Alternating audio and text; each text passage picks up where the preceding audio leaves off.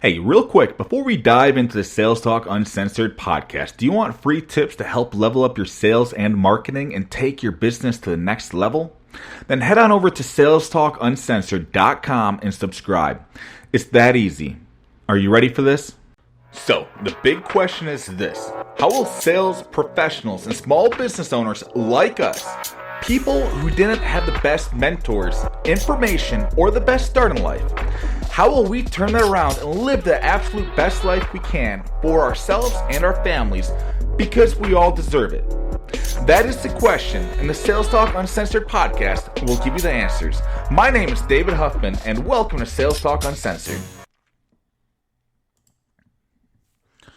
All right, what is going on, all my warriors, my hustlers, my closers, all the beautiful people I'm connected with and are listening to me right now? Look, before we get started, do me a favor.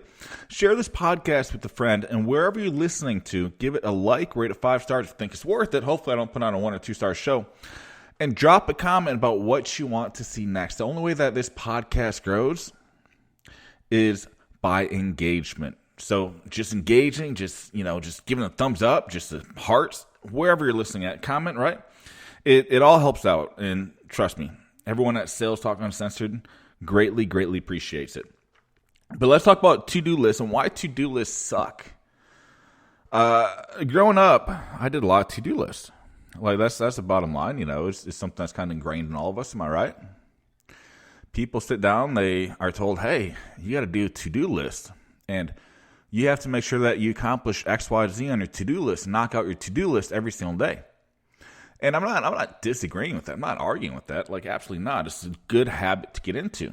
But in comment, if you can relate to this, when I was younger, I used to sit down, I'd make a to-do list, and I'd get 10, 15, 20 things on there.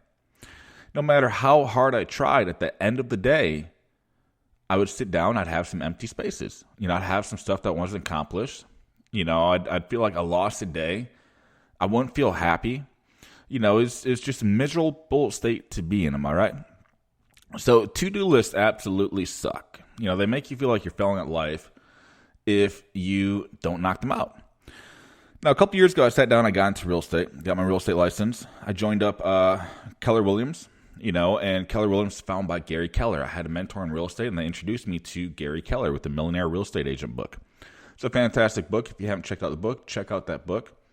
But I read the book, and that book helped me out tremendously with the real estate. So I kept thinking, well, hey, what else can Gary Keller help me with? Well, this is practical advice. It's advice that can help me out right now. So I asked my mentors, hey, what else is there that will help me? And they brought up, oh, there's the one thing. I was like, cool. What's that about? Like, oh, it's really ties down to the simple things that you have to do for extraordinary results and extraordinary life. So I was like, wow, that sounds right up my alley. So I went ahead and found on Amazon and bought on Amazon and got it shipped to my house, and I started reading it. And I downloaded the Audible too, so I downloaded the audiobook. So I started reading it, and he breaks down like to-do lists and why they suck. We sit down and we get 20 items on there, and we don't have enough time during the day to get that done. He also mentions, too, that a lot of the deadlines that we have, they're arbitrary. Deadlines don't really matter. Like, at the bottom line, it doesn't matter if we sit down, if we put our laundry away, today or tomorrow morning. It doesn't matter if we sit down, if we actually knock out the dishes, unless you got cockroaches and you're a nasty person. And then definitely knock out the dishes ASAP. But if we knock out the dishes today and wash those 3 cups and those 2 plates today versus tomorrow morning, it doesn't really matter. Nothing's really going to change. So instead, he sits down and he has you break down your goals. He has you break down your goals from your year to your month to weekly goals.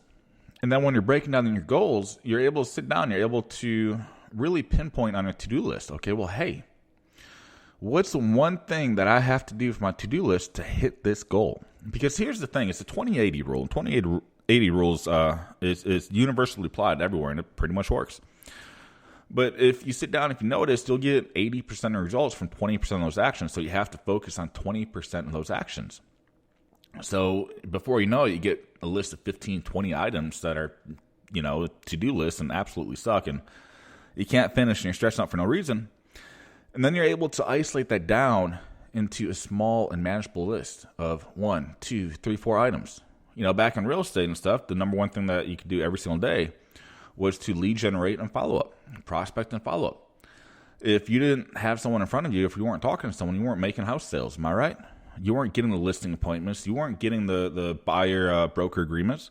You weren't making business happen. And this goes beyond the real estate thing too. Even in car sales, insurance sales, everything. If you're not focused on the lead generation and prospecting and getting in front of somebody, you're going to lose. That's the bottom line. So for real estate, a lot of times, like I said, it's going to be lead generation prospecting. And for a lot of us, that's really what it is, the sales professionals. Now, for me, being a content marketer and a digital entrepreneur, I found on my success list, a lot of it's content. It's laying down podcasts like this, writing sales copies, it's writing down various posts, attractive character, making myself human to my audience so I can create raving fans. It's doing stuff like that. And Andy Frisella from the MF CEO Project, check out that podcast. If you've never listened to the podcast, will help you level up for sure. But he has a very, very similar concept. And, I started a couple weeks ago and just it's been amazing. But you pretty much grab a piece of paper, any piece of paper, doesn't have to be lined or anything, but you fill out the date up on top, and then you write down the 5 things that you have to do today to win the day. And that just brings up momentum, because a lot of times with to-do lists, we fail on to-do lists, and we fail, and we fail, and we fail, and we lose, and we lose, and we lose. Then we feel like failures, and we feel like losers. And a lot of times, that's not the case. Like, you guys are winners. You guys are listening to me. I'm a winner. I like surrounding myself with winners. You guys are winners. So focus on winning the day. So you sit down, you put the date on top of the page, and you write down 5 things that you have to do today. And, think about things that you have to do to accomplish your goals. So, for example, today, the 5 things that I wrote down, I'm going to grab my notebook because I actually have it right next to me, are disc golf, because I enjoy it, and I like having fun, and it's good exercise. I put in 7,500 steps, pretty much going through woods and going through fields and all that fun stuff. Blog posts, because huge part of me growing, salestalkuncensored.com, and everything that I do is with content. A sales copy, because if I'm not making sales, I'm not making money, am I right? A podcast episode, which I'm laying down right now, and again, to grow the page, so tying into my goals, right? And then put laundry away. That's just because I've had laundry sitting there for, about a week now in the dryer. So that's just a personal one.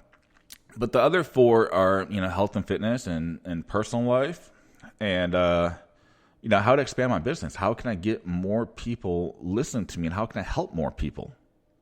Those are the first 4 things. So right now I have this podcast episode. The wife's coming home from an event that she had. She should be home in about 15 minutes. I'm laying down this episode quick. And then we're going to go and play disc golf. So I'm going to tie that into the fitness thing. And then I pretty much have everything done on my quality list, on my success list.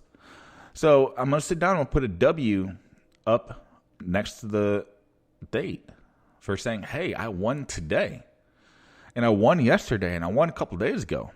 The key is you want to keep stringing together wins. So stop with the to-do list bullshit, okay? Stop the 15, 20, 30 items on to-do list. Because that shit doesn't work. Every single day, just focus on winning the day. Sit down and write out your long-term goals. Okay, hey, what are my goals from a year from now, 5 years from now? Where do I see myself? How about 90 days from now? So 3-month plan, okay? How about this month? In order to hit that year plan, that 90-day plan, what do I have to accomplish this month? Okay, well, what do I have to accomplish this week to accomplish goals this month? Then that's how you sit down and you think about your success list. Okay, well, what do I have to do every single day? The one thing I have to do every single day, and this ties into Gary Keller, the one thing, right? What's the one thing I have to do every single day to ensure that I keep moving forward? Let me throw out baking and bakery as an example. If you think about a bakery and a bakery owner, a baker, right? What's the one thing that they have to do every single day, no matter what?